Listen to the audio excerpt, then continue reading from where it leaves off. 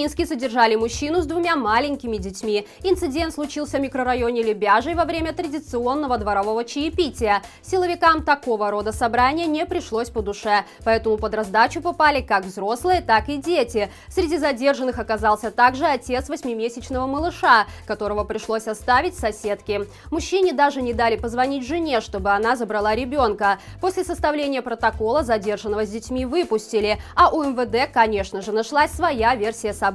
Дескать, сотрудникам поступил сигнал о подозрительной толпе в Лебяжьем, и они тут же выехали разбираться. На месте корректно попросили граждан разойтись, а тех, кто не согласился, задержали. А мужчина с дочками решил прокатиться с ними в РУВД самостоятельно. Более нелепого оправдания своим бесчеловечным поступкам от правоохранительных органов мы еще не слышали.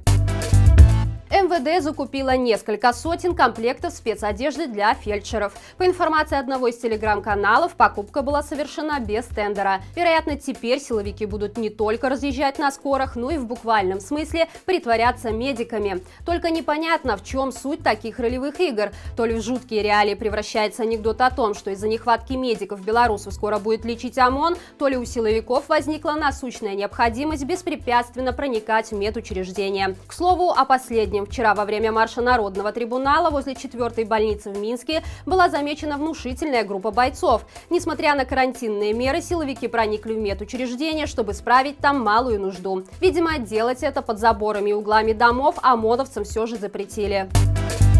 С нового года владельцам автомобилей больше не придется платить дорожный сбор. Однако не стоит радоваться раньше времени. Его власти решили заменить на транспортный налог. Траты станут меньше, но платить придется всем. Это касается в первую очередь автовладельцев, которые ранее уклонялись от техосмотра, который привязан к дорожному сбору. Ежегодный налог на сумму от 60 рублей для легковых автомобилей будут платить все собственники транспортных средств, зарегистрированных в базе МВД. От уплаты освобождают госорганы, суды, прокуратуры, местные органы власти и военных. Получается, что за служебный транспорт чиновников, судей и силовиков будут платить обычные граждане из собственных карманов.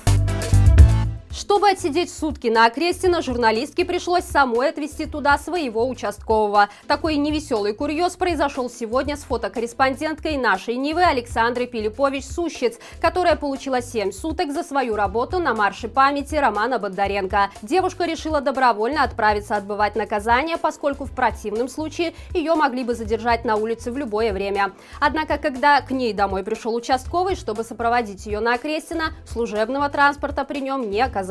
Журналистка могла поехать и без инспектора, но в таком случае ей пришлось бы до ночи сидеть в опорном пункте в ожидании свободного автозака. Надеемся, что со своими дубинками ходить на марш белорусов не заставят.